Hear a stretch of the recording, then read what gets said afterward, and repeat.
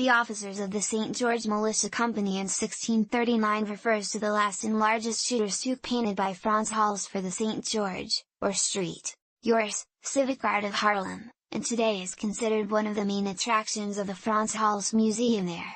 In this painting over 4 meters wide, 19 men are portrayed, each wearing a sash in the color of his rot, or brigade. All 3 brigades of the St. George Militia are represented, with their flag bearers carrying flags in the colors orange, white or blue. These officers are selected by the Council of Haarlem to serve for 3 years, and this group had just finished their tenure and celebrated their end of service with a portrait. The man with the commander's staff situated third from lower left with the orange sash and orange feather in his hat is a Colonel Johan Klaas Loo, who heads the militia. The other officers are carrying partisans with tassels, captains, spontoons, lieutenants, or halberds, sergeants.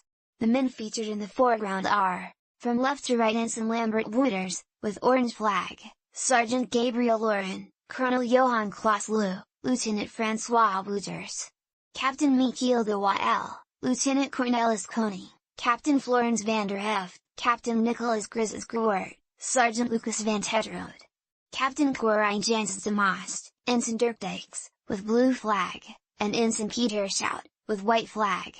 The men in the background are from upper left, Sergeant Pieter de Jong, Frans Hals, self-portrait, Ensign Jacob Drivesen, Lieutenant Hendrik Druispot, Sergeant Nicholas van Loo, Sergeant Abraham Cornelis van der Skulken, and Lieutenant Hendrik Koning.